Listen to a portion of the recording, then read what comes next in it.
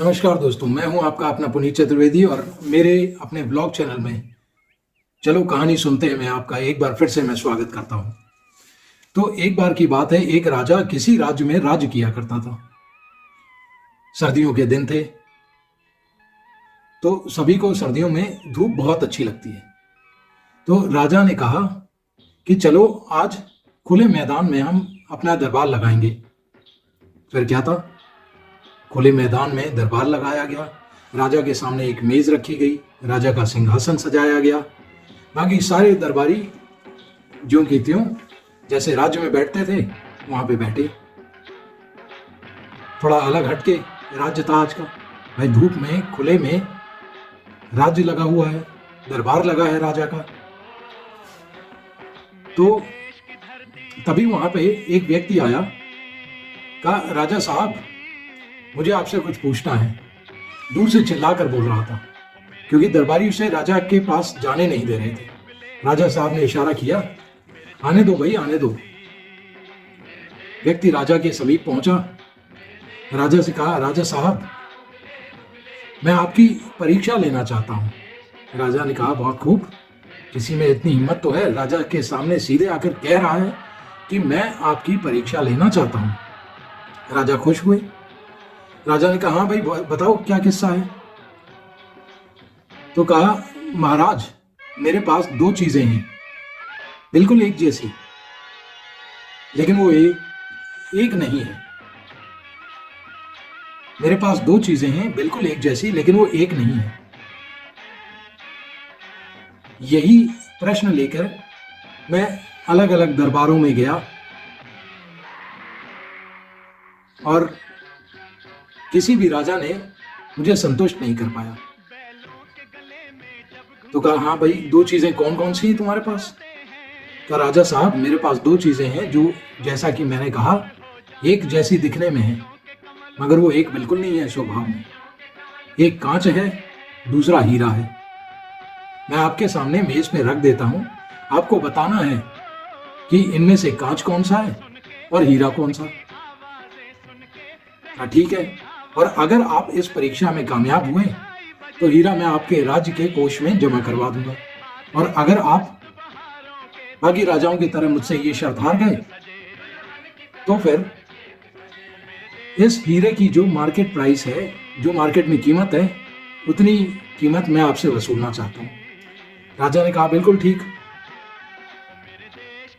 कहा रखा गया, हीरा भी रखा गया और कांच का वो टुकड़ा भी रखा गया। अब देखने में हू बहू सेम टू सेम। मजाल है कोई बता पाए कि हीरा कौन सा है और कांच कौन सा?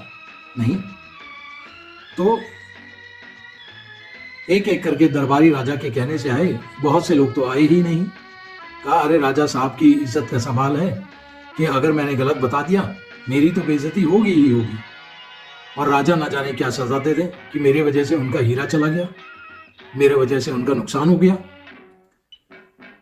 जब सब लोग आकर बैठ गए, अब कहीं से कोई आवाज नहीं आ रही, पब्लिक भी जमा थी देखने के लिए कि ये माजरा है क्या।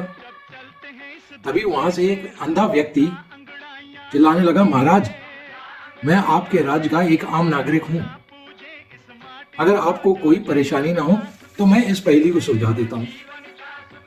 अब भेजो भाई, इतनी कॉन्फिडेंस के साथ जो कह रहा है तो जरूर कोई ना कोई बात होगी इसमें। अंधे को लाया गया। अंधे ने दोनों ही चीजों को अपने हाथों में पकड़ा और झट से बता दिया कि महाराज ये हीरा है और ये कांच का टुकड़ा है। हीरे को जमा करवा दिया गया राजा के राजकोष में। अब सबके मन में ये इच्छा थी कि उस अंधे व्यक्ति ने बताया तो बताया कैसे, और बताया है क्या वो सही बताया है कि ये हीरा है और ये कांच का टुकड़ा। तो अंधे व्यक्ति से पूछा गया कि तुमने कैसे जान लिया, तुम तो देख भी नहीं सकते। तो कहा महाराज जो कांच होता है ना वो अपना स्वभाव बदलता रहता है, और हीरा होता है वो अपना स्वभाव ऐसे नहीं बदलता। कांच का टुकड़ा धूप के संपर्क में आते ही गर्म हो जाता है, जबकि हीरा ठंडे का ठंडा ही रहता है। तो इसी तरह मैंने ये छू के बता दिया कि हीरा कौन सा है और कांच कौन सा। सभी लोगों ने उसकी तारीफ की, राजा ने उसे इनाम दिया और जाते जाते वो अंधा व्यक्ति ये और समझाता गया हमें कि हमें अपने व्यवहार में कुछ ऐसा बनना चाहिए कि जरा सी देर में हमें आपा नहीं खो देना चाहिए। भाई किसी ने मुझे उल्टे मुंह 2 बातें सुना दी तो हम भी चले, मैं उससे कम हूं क्या? उसने 2 कही है, मैं 4 सुनाऊंगा।